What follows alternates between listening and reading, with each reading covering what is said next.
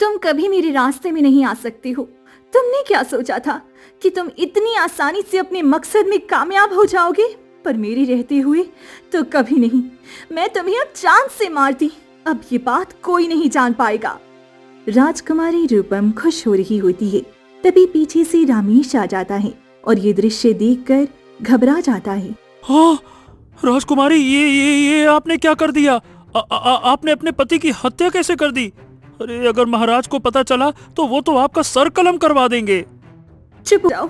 अगर तुम नहीं बताओगे तो ये बात किसी को नहीं पता चलेगी। अरे, अब क्या कहूँ? ठीक है, बताइए मुझे क्या करना होगा। वैसे कुछ भी करूँ मैं, लेकिन आपने ये बहुत गलत किया है। लेकिन ठीक है, अब मैं आपको इस तरह खतरे में भी नहीं देख सकता। बताइए मुझे क्या करना होगा, बोलिए। ठीक है, तो पिताजी को मैं संभाल लूंगी। उसके लिए तुम्हें एक काम करना होगा। अरे, अब क्या कहूँ? ठीक है, बताइए मुझे क्या करना होगा। वैसे कुछ भी करूँ मैं, लेकिन आपने ये बहुत गलत किया है। लेकिन ठीक है, अब मैं आपको इस तरह खतरे में भी नहीं देख सकता। बताइए मुझे क्या करना होगा, बोलिए। तभी राजकुमारी रूपम रमेश के कान में कुछ कहती है और ये सुनती ही रमेश के पसीने छूट जाते हैं। क्या? नहीं नहीं नहीं नहीं नहीं नहीं नहीं, ऐसा नहीं हो सकता। मैं कभी ऐसा नहीं होने दूंगा राजकुमारी। आप चिंता मत कीजिए, मैं हूं अभी। ठीक है, तो अगर इसे रोकना चाहती हो तो तुम्हें मुझसे विवाह करना होगा, नहीं तो सब बर्बाद हो जाएगा। अब ठीक है, अब अगर कोई रास्ता नहीं है तो ठीक है, मैं ये करने के लिए तैयार हूँ। ठीक है। तो हम सुबह होते ही विवाह कर लेंगे और फिर पिताजी को सारी बात बता देंगे। फिर किसी को भी पता नहीं चलेगा। अब चलो जल्दी से इसको ठिकाने लगा देते हैं। इसका सबूत किसी को मिलना नहीं चाहिए। तभी पेड़ के पीछे खड़ा सैनिक ये सब सुन लेता है। ये क्या? राजकुमारी रमेश से शादी करना चाहती हैं? अरे, मुझे किसी भी तरह से जल्दी से भागकर ये बात रमेश के परिवार को बताना होगा, क्योंकि रमेश तो पहले से शादीशुदा है और इसकी पत्नी तो इसका इंतजार कर रही होगी। मुझे जाना चाहिए। हाँ। सैनिक बिना कुछ देखे वहां से भागकर दूसरे गांव पहुंच जाता है। अरे, यहीं पर तो रमेश का ससुराल था। चलो और भागता हूँ। बस थोड़ी दूर बचा है, अब जल्दी से जाना होगा। थोड़ा आगे जाकर सैनिक रमेश के ससुराल पहुंच जाता है, जहां दो व्यक्ति दरवाजे पर बैठी होती हैं। अरे अरे अरे अरे, ओ भाई, तुम तो राजमहल के सैनिक लग रहे हो। क्यों भाई, इतनी रात को यहाँ? मेरे जीजा कहाँ हैं? वो नहीं आए क्या? हाँ हाँ, कहाँ है मेरे जीजा? अरे, मुझे तुम दोनों को एक बात बतानी है। तुम्हारी बहन का जो पति है ना, वो राजकुमारी से विवाह करने वाला है। हाँ। तुम्हारा दिमाग उमाग तो ठीक है। कैसी बातें कर रहे हो तुम? मेरी बहन की तो पहले से शादी हो रखी है जीजा जी से, और मेरी बहन उसके बच्चे की माँ बनने वाली है। हाँ, वो तो घर में है और तुम ऐसा कह रहे हो झूठ झूठ बात। तुम्हारा दिमाग उमाग ठीक है? और नहीं तो क्या, वो मेरी बहन को कभी धोखा नहीं दे सकता। वो मेरी बहन से बहुत प्रेम करता है। हाँ। अरे, मैं झूठ नहीं बोल रहा हूँ। मैं तो बस कमरे के बाहर से गुजर रहा था, तभी मैंने राजकुमारी और रमेश को बातें करते सुना कि दोनों विवाह करने वाले हैं। देखो, अब मुझे नहीं लगता कि वो कभी भी यहाँ अपनी गरीब पत्नी के पास आएगा। वो इस राज्य का राजा बनने का मौका कभी नहीं छोड़ेगा। मैं तो बस एक दोस्त के नाते बताने आया था। चलो, अब मैं चलता हूँ, नहीं तो महाराज देख लेंगे तो लेने के देने पड़ जाएंगे। चलो भाई, राम राम।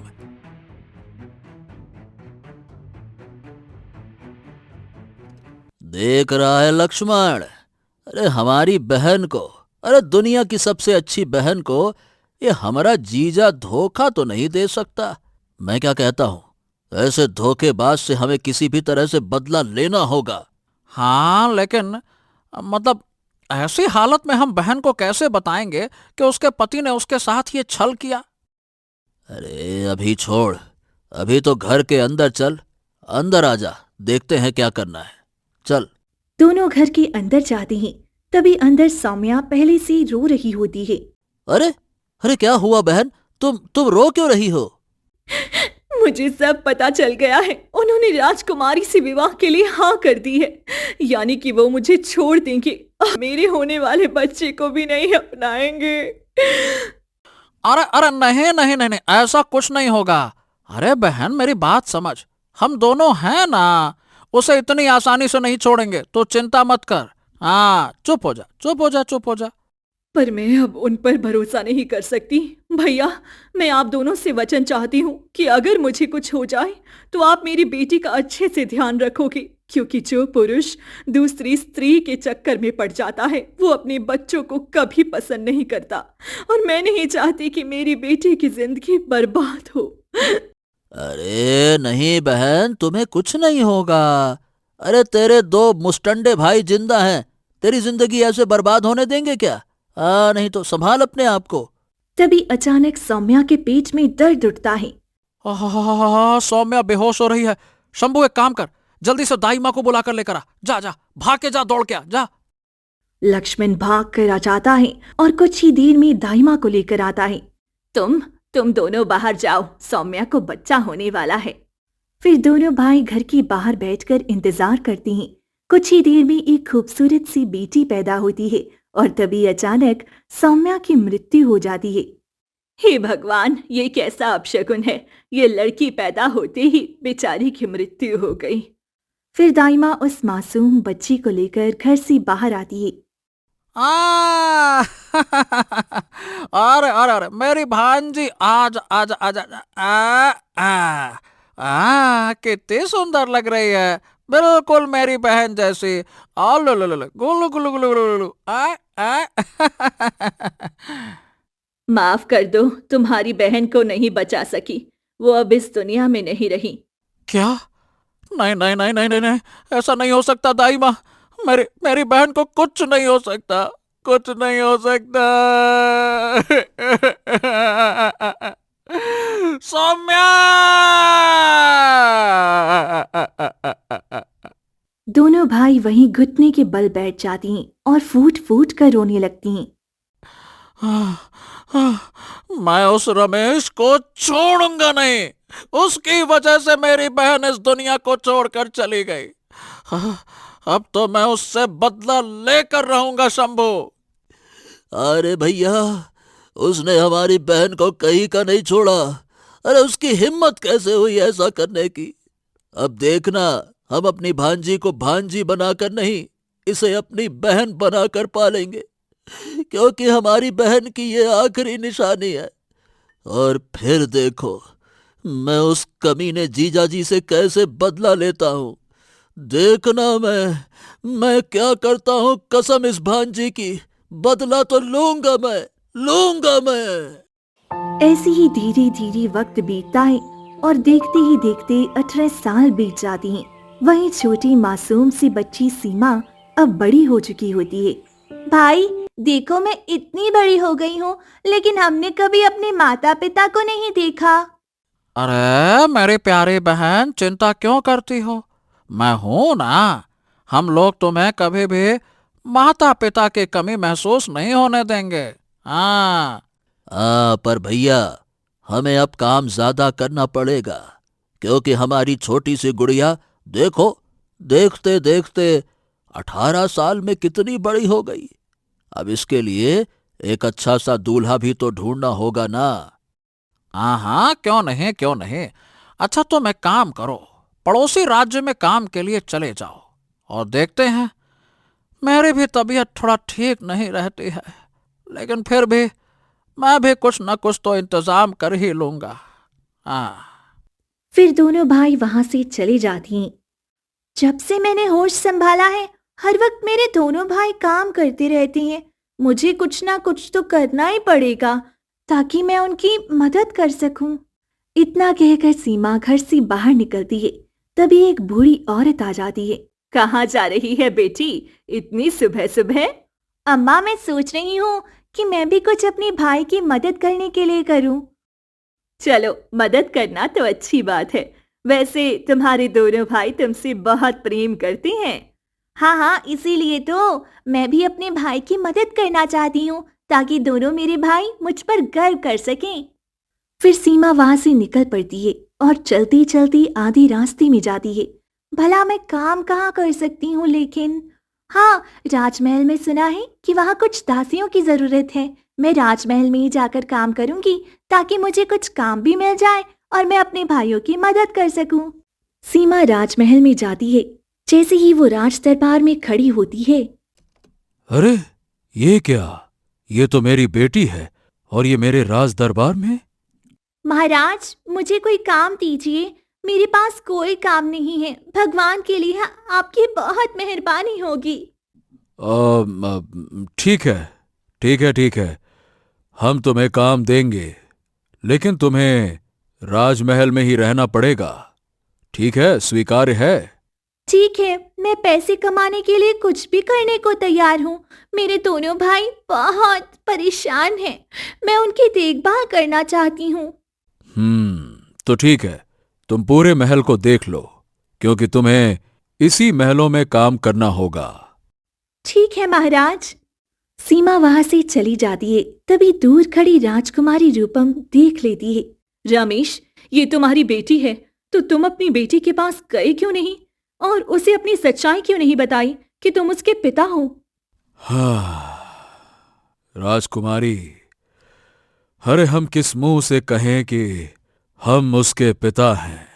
पूरे 18 वर्षों तक हमसे दूर रही, और ऐसे जाकर अचानक से कहूंगा कि हम उसके पिता हैं, तो ये उसके लिए कितना बड़ा धक्का होगा। और वो तो हमें पहचानने से ही इनकार कर देगी। पर तुम्हें अपने परिवार को भी देखना चाहिए, क्योंकि अब देखो, मेरी वजह से तुम्हारा घर बर्बाद हो गया। तुम्हारी पत्नी तुम्हें छोड़कर चली गई। तुम्हारी अपनी बेटी होते हुए भी तुम अपनी बेटी से नहीं मिल पा रहे हो। हाँ, लेकिन रूपम, हमारी बेटी खुद हमारे पास आई है, तो चलो अब हम अपनी बेटी का अच्छे से ध्यान रखेंगे।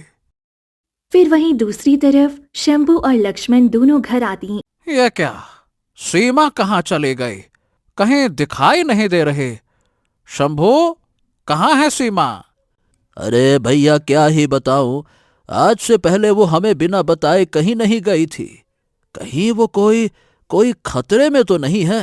मैं क्या कहता हूं कि हमें उसे ढूंढना चाहिए भैया। हाँ, हे भगवान, ये क्या हो गया? अचानक से हमारी बहन कहाँ चली गई? हम लोग इतना लापरवाह कैसे हो सकते हैं शंभू? अरे उसे अकेले छोड़कर क्यों जाने दिया? क्यों देखा तो कहाँ रहते हो? देखते क्यों नहीं हो कहाँ चली गई? चलो चलकर ढूंढते हैं। नहीं तो, अरे देख क्या रहे हो, चलो। दोनों वहां से निकल पड़ती हैं और पूरे गांव में ढूंढती हैं। हाँ, अरे शंभू, हमने पूरे गांव में ढूंढ लिया, पर हमें सीमा तो कहीं नहीं मिल रही। अरे कहाँ चली गई रे? पर भैया, वो ऐसे कैसे जा सकती है? भैया, हमें क्या लगता है कि अब गांव वालों से पूछना पड़ेगा। तभी वह गांव वाले के पास जाती हैं और दरवाजा पीटती हैं। तभी महेश बाहर आ जाता है। अरे क्या बात है भाई, क्या हो गया? और तुम लोग इतने परेशान क्यों दिख रहे हो? अब बात यह है कि मेरी बहन को आप लोगों ने देखा है क्या? पता नहीं कहाँ चली गई, घर छोड़कर कहीं दिखाई नहीं दे रही। कहाँ चली गई? अरे भाग गई होगी, भाग गई।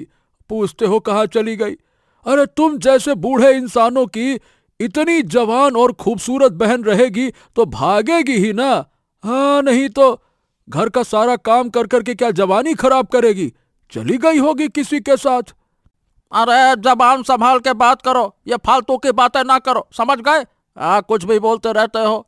अच्छा, तो मुझसे क्यों पूछ रहे हो? एक बहन तो संभाली ना जा रही तुमसे, अब बड़े आए मुझे नसीहत देने वाले कि बात क्या करनी है। अरे अपनी हरकतें संभाल लो, नहीं तो बात करते हो। चलो जाओ यहां से। वो उसको बेइज्जत करके निकाल देता है। ये सब मेरी वजह से हुआ। मुझे भी नहीं जाना चाहिए था कहीं, पता नहीं मैं क्यों चला गया। थोड़ा सा नजर क्या हटी, सीमा ऐसे गई कि कोई सीमा ही नहीं है कि कहाँ चली गई। इसी वजह से, मेरी वजह से गई है और किसी की वजह से नहीं भैया, मेरी वजह से गई है, मेरी वजह से। बेटा, तुम लोग बहुत परेशान हो रहे हो। तुम्हारी बहन को तो मैं राजमहल की तरफ जाते हुए देखी थी। अरे, आप ये कैसी बातें कर रही हैं? राजमहल हमारे यहाँ से 2 गांव दूर है, फिर वो राजमहल कैसे जा सकती है? वो कह रही थी कि मैं भी धन कमा के अपने भाइयों की मदद करना चाहती हूँ। शायद इसी वजह से वो चली गई होगी। अब जाकर ढूंढना है तो अपनी बहन को राजमहल में ढूंढो। बूढ़ी औरत चली जाती है। भैया, लगता है कि हमें राजमहल जाना ही होगा। इतने वर्षों से हमने शपथ खाई थी कि हम कभी भी राजमहल नहीं जाएंगे, लेकिन अब हमारी भांजी भी उस राजमहल में चली गई है। मुझे किसी भी तरह से उसे वहां से लाना होगा, नहीं तो कहीं वो हमारी भांजी को भी जान से ना मार दे। क्या कहते हो भैया? हाँ रे, तुम ठीक कहते हो। चलो चलते हैं, ऐसे थोड़े ना छोड़ सकते हैं अपनी भांजी को। चलो। फिर दोनों वहां से निकल पड़ती हैं। वही दूसरी तरफ सीमा जैसे ही पूरा महल टहल टहल कर एक जगह पर बैठती है। ये तो राजमहल बहुत बड़ा है। मैंने अपने जीवन में इतना बड़ा राजमहल कभी नहीं देखा। सुना था कि राजमहल बड़ा होता है, लेकिन घूमते घूमते सुबह से शाम हो गई, फिर भी महल का कुछ हिस्सा बच ही गया घूमने के लिए। लेकिन चलो, अब मुझे काम करना चाहिए। किसी से पूछ लेती हूँ कि क्या काम करना है, फिर मैं काम करने लग जाऊंगी। तभी उसे एक दासी दिखाई देती है जो महल का काम कर रही होती है और वो उसके पास जाती है। अरे, तुम यहाँ क्या कर रही हो? महाराज ने तुम्हें कक्ष में बैठने के लिए कहा था। ये आप कैसी बातें कर रही हो? मैं तो यहाँ नौकरों वाला काम करने आई हूँ। मैं कक्ष में कैसे जा सकती हूँ? महाराज और महारानी तुम्हें एक खास तरह के कक्ष दिए हैं, उसी कक्ष में रहना है तुम्हें। अब चलो, मैं तुम्हें वहां तक छोड़ देती हूँ। फिर दासी सीमा को एक शाही कमरे में ले जाती है जहाँ सब कुछ बहुत ही खूबसूरत सजा होता है। तुम्हें आज से इसी कमरे में रहना है और कोई भी चीज की जरूरत पड़े तो मुझे कहना है। ठीक है। फिर दासी वहां से चली जाती है। हे भगवान, ये क्या हो रहा है? मैं तो यहाँ काम मांगने आई थी, लेकिन यहाँ तो महाराज ने मुझे राजकुमारी जैसा कमरा दे दिया है और ऊपर से एक दासी भी है। मगर ये क्या हो रहा है? मुझे कुछ समझ में क्यों नहीं आ रहा है? सीमा परेशान हो जाती है। तभी अगली सुबह होते ही शंभू और लक्ष्मण दोनों राजमहल में पहुंच जाते हैं।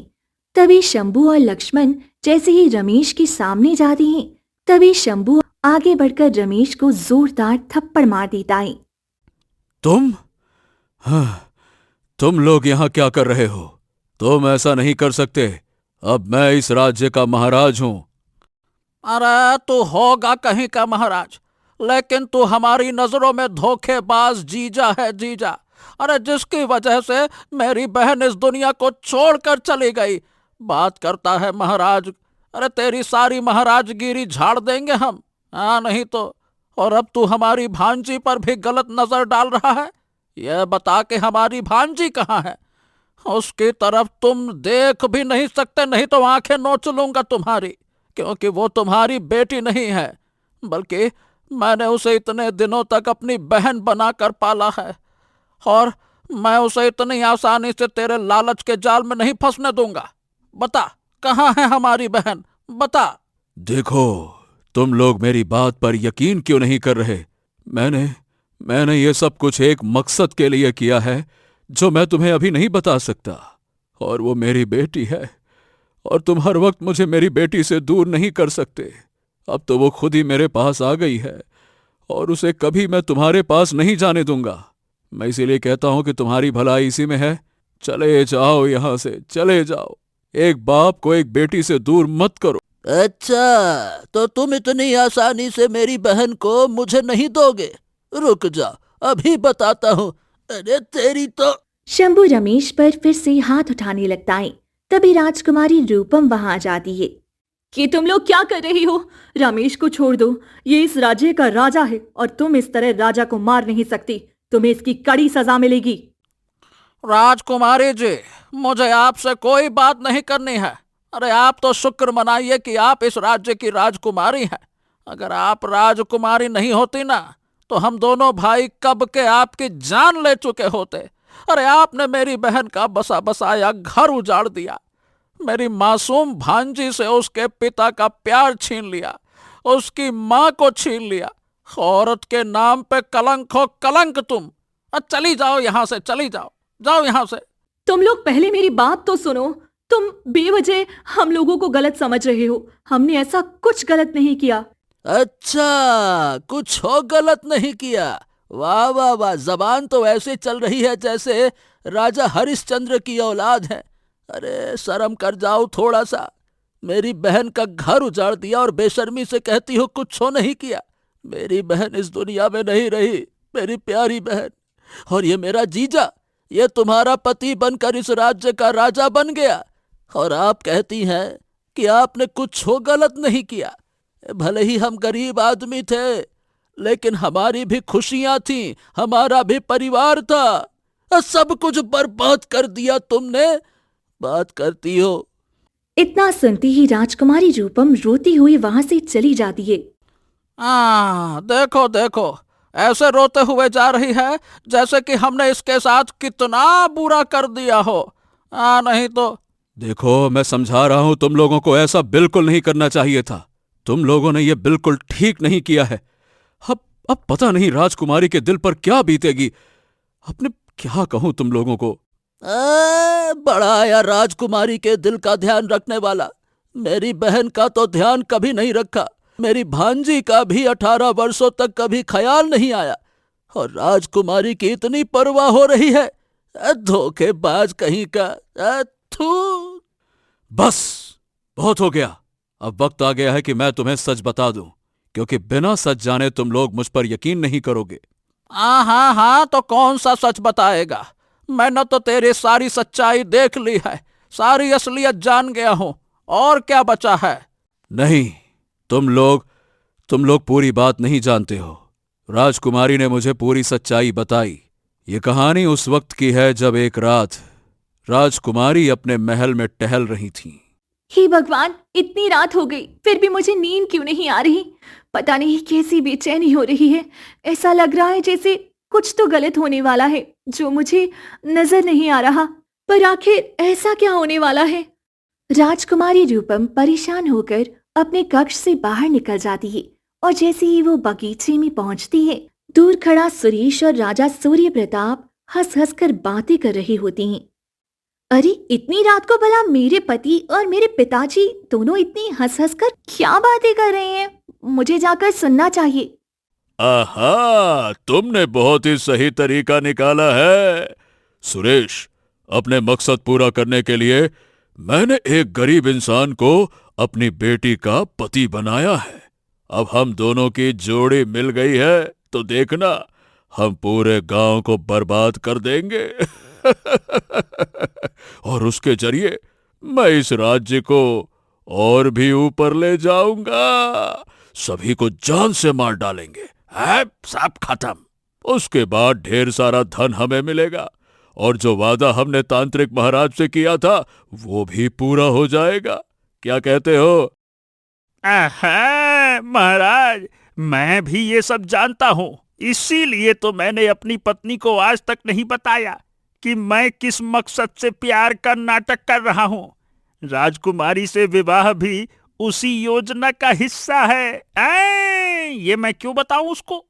तो बस अब आपके साथ मिलकर इस षड्यंत्र को अंजाम देना है, मंजिल तक पहुंचाना है।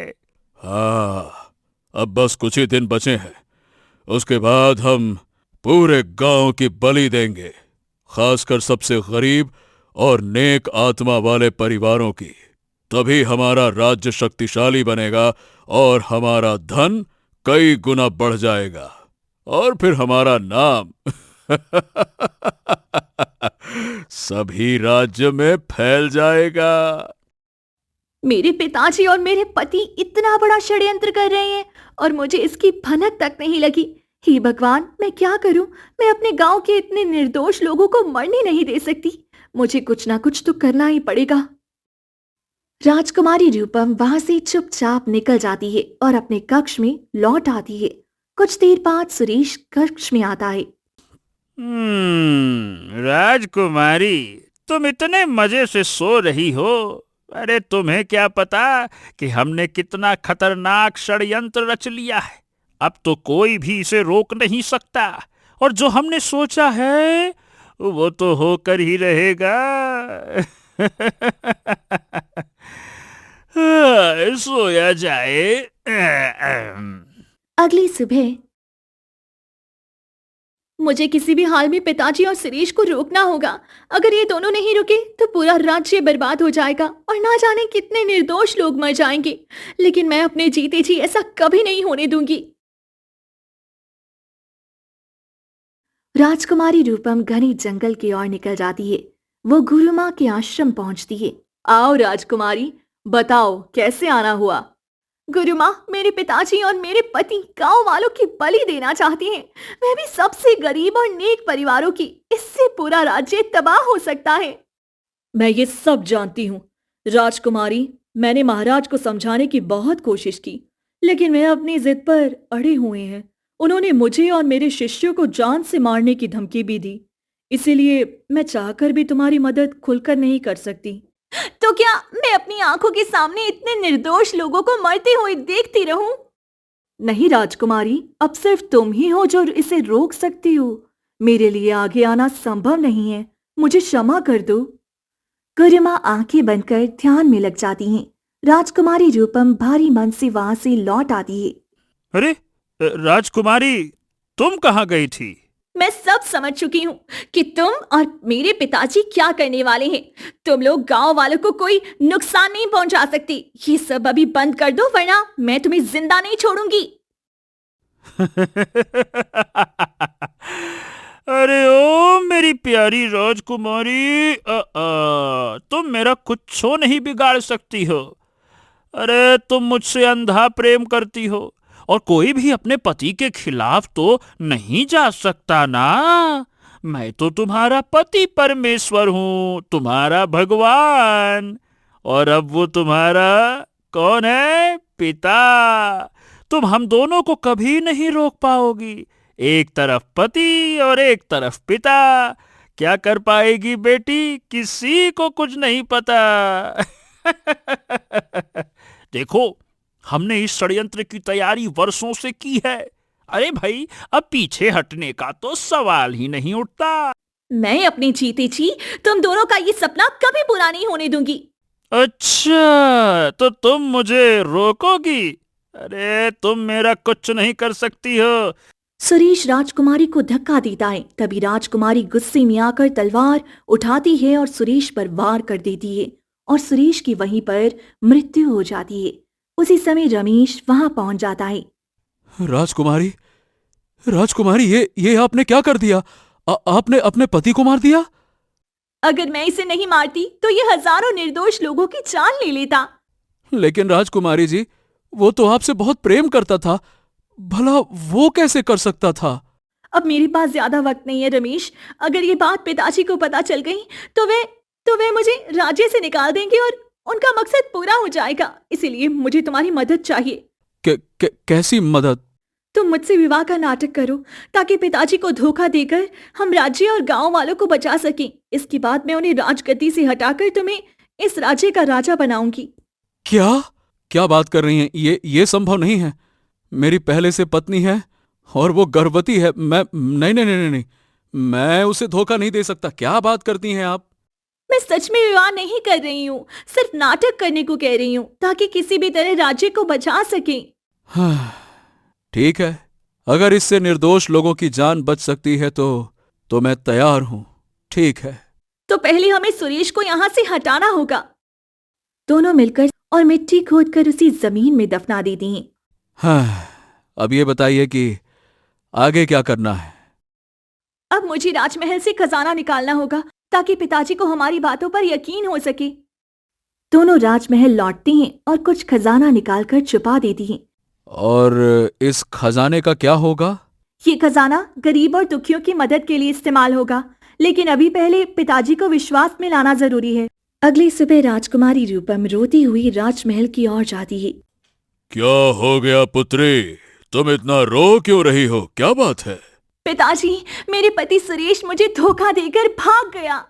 ये क्या, ये कैसी बातें कर रही हो तुम? नहीं नहीं नहीं नहीं, वो धोखा नहीं दे सकता। वो इतना अच्छा इंसान है। मैंने तुम दोनों का प्रेम विवाह करवाया था, ऐसा हरगिज नहीं हो सकता। ये क्या बातें कर रही हो तुम? हाँ पिताजी, राजमहल से बहुत सारा खजाना भी लेकर चला गया और मुझे धमकी दी थी कि अगर मैं आपको बताऊंगी तो मुझे जान से मार देगा।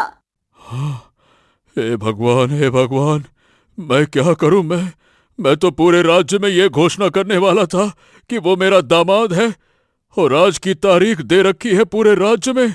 अब मैं कैसे घोषणा करूंगा? ये क्या समस्या है? एक तरीका है पिताजी, ये रमेश जो आपका इतना भरोसेमंद आदमी है, मैं इससे विवाह कर लेती हूँ ताकि ये बात छिप जाए और महल से बाहर ना जाए। फिर सभी ये शिकायत करेंगे कि राजकुमारी का पति चोर था और आपकी भी बदनामी नहीं होगी। हाँ, ये तुम ठीक कह रही हो पुत्री। बताओ रमेश, क्या तुम मेरी पुत्री से विवाह करने के लिए तैयार हो? हाँ महाराज, मैंने इस राज्य का नमक खाया है। अगर मेरी इस कुर्बानी से इस राज्य की इज्जत बच सकती है तो ठीक है, मैं इसके लिए तैयार हूँ। कुछ ही देर में राजकुमारी रूपम और रमेश का विवाह कर दिया जाता है।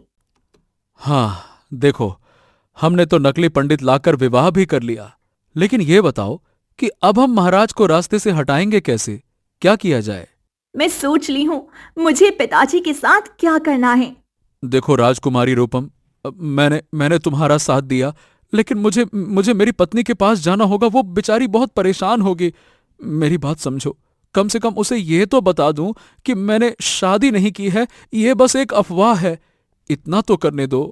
हाँ क्यों नहीं, और वैसे भी थोड़ा धन भी ले जाओ। तुम्हारी पत्नी गर्भवती होगी और साथ बच्चा भी होने वाला है, शायद उसे तुम्हारी मदद मिल जाए।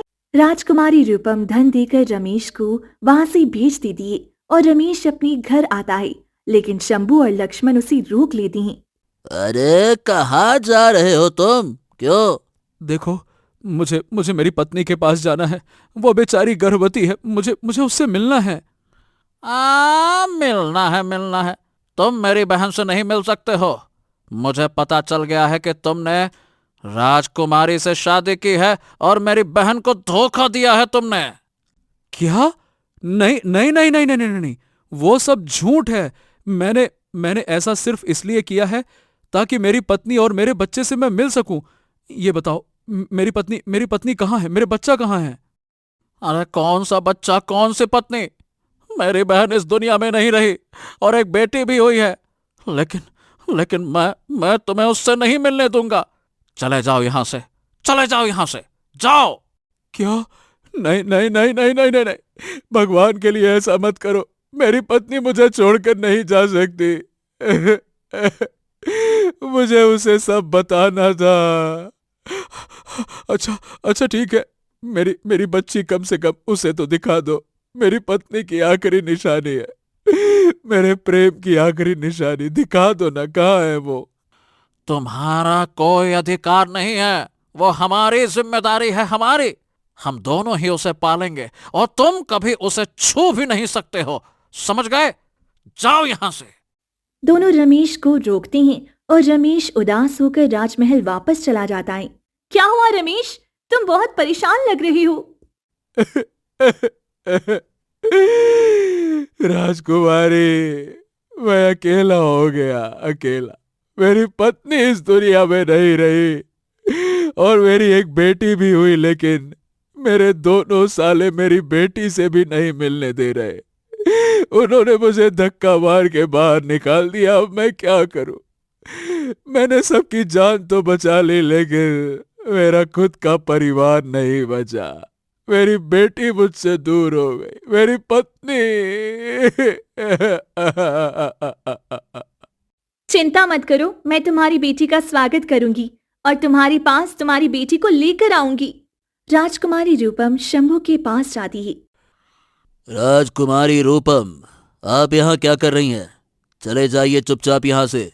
भगवान के लिए ऐसा मत करो। मुझे रमेश की बेटी दे दो, मैं उसे लेकर राजमहल जाऊंगी। चले जाओ राजकुमारी, यकीन मानो अगर आपकी जगह कोई और होता तो उसका हम सर कलम कर देते। बस हम आपका चेहरा नहीं देखना चाहते क्योंकि आप राजकुमारी हैं।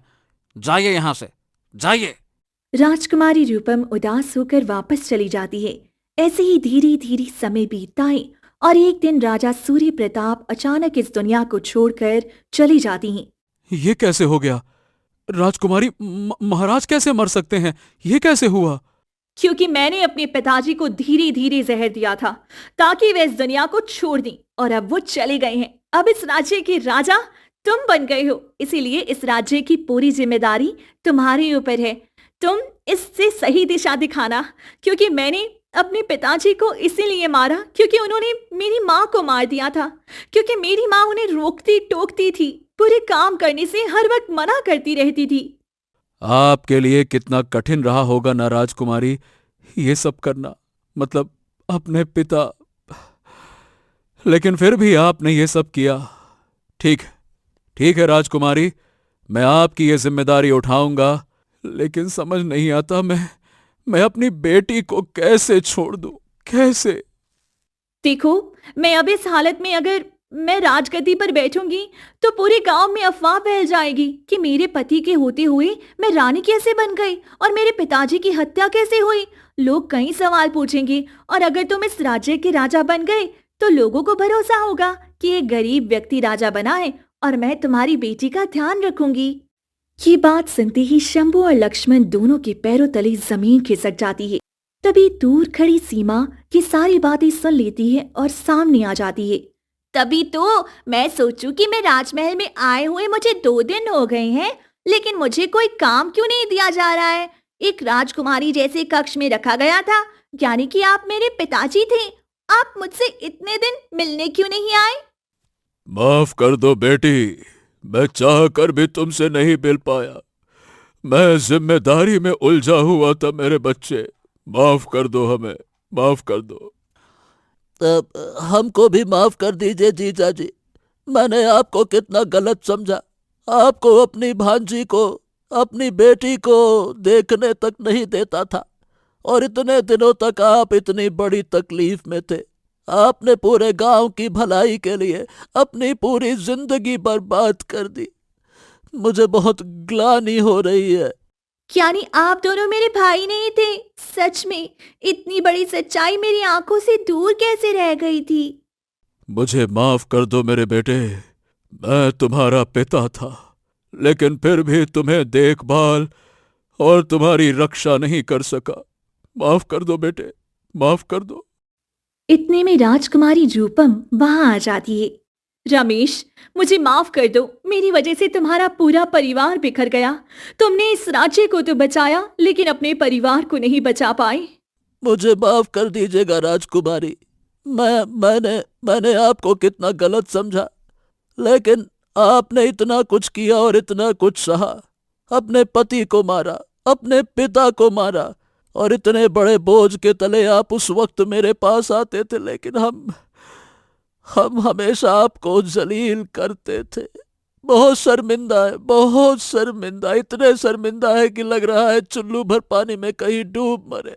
माफ करिएगा राजकुमारी, माफ करिएगा हमको। कोई बात नहीं, ये सब नियति का लेख था, तो कोई इसे कैसे मिटा सकता था। अब से तुम दोनों और सीमा, तुम भी राजमहल में ही रहना, क्योंकि देखो, मैंने कभी तुम्हारे पिता से विवाह नहीं किया। हम दोनों बस इस राज्य को बचाने के लिए पति पत्नी वाला नाटक कर रहे थे, लेकिन अब से इस राज्य की उत्तराधिकारी सीमा तुम ही होगी। आज से मैं तुम्हें अपनी बेटी के रूप में मानती हूँ। मैं बहुत खुश हूँ कि आज मुझे माँ मिल गई। मैं बहुत खुश हूँ। हाँ, मैं भी आज बहुत खुश हूँ कि मेरी भांजी को सच में माता पिता का प्रेम मिल गया। हाँ, ये सबसे अच्छी बात है इतने सालों में। फिर सीमा, शंभू और लक्ष्मण तीनों राजमहल में ही रहने लगती हैं और रमेश भी अपनी जिम्मेदारी बखूबी निभाने लगता है।